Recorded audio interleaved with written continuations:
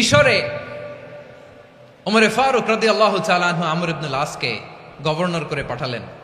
সেখানে আমর ইবনুল আসের ছেলে একটা প্রতিযোগিতায় রানার আপ হয়েছে। এক মিশরি সেখানে চ্যাম্পিয়ন হয়েছে। রানার আপ বুঝতে পেরেছেন তো? রানার আপ সেকেন্ড হয়েছে, এক মিশরি হয়েছে চ্যাম্পিয়ন প্রথম।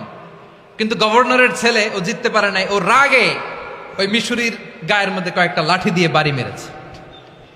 মিশরি যে মদিনাতে ওমরে ফারুকের কাছে বিচার দিলেন, আপনার গভর্নরের ছেলে অন্যায়ভাবে আমার গায়ে হাত তুলেছে।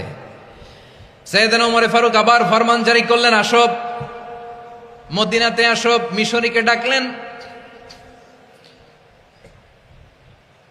ওই মিশরের গভর্নর আমর ইবনুল আস রাদিয়াল্লাহু তাআলা আনহুকে ডাকলেন, তার ছেলেকেও ডাকলেন। সবাই বসে রইল।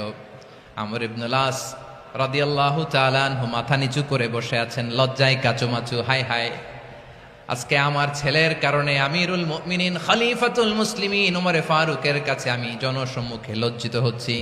সাইয়েদনা ওমরে ফারুক বললেন, এই নাও লাঠি। গভর্নরের ছেলে তোমার মাথার মধ্যে যতগুলো বাড়ি মেরেছে, আজকে জনসম্মুখে তুমি অতগুলা বাড়ি মারো। মিশরি বলে, থাক, আপনি যে ডেকে আনছেন সবার সামনে এটা বলছেন, এতেই আমি খুশি। আল্লাহু আকবার। আপনার মহানুভবতা দেখে আমি খুশি, আর অপমানের দরকার নাই। ওমরে ফারুক বলে, না, খবরদার, এই কথা মিশরি তুমি বলো না, মারো, যতগুলা বাড়ি মেরেছে মারো। বাধ্য হয়ে মিশরি আমর ইবনুল আসের সামনে ওনার কলিজার টুকরা সন্তানের মাথার মধ্যে বাড়ি মারতে আরম্ভ করলেন। ঠিক যতগুলা বাড়ি গভর্নরের ছেলে আমর ইবনুল আসের ছেলে মিশরির গায়ে মেরেছিল, মাথায় মেরেছিল, মিশরি গুনে গুনে ততটা মারলেন।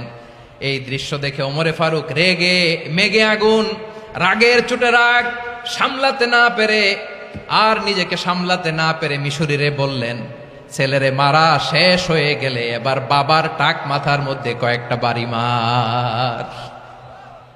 রাগের চোটে, আউট অফ অ্যাঙ্গার, রাগের চোটে, যে আমার পাঠানো গভর্নর আমর ইবনুল আস তার ছেলেকে কেন আদব তারবিয়া কেন শিক্ষা দিতে পারে না।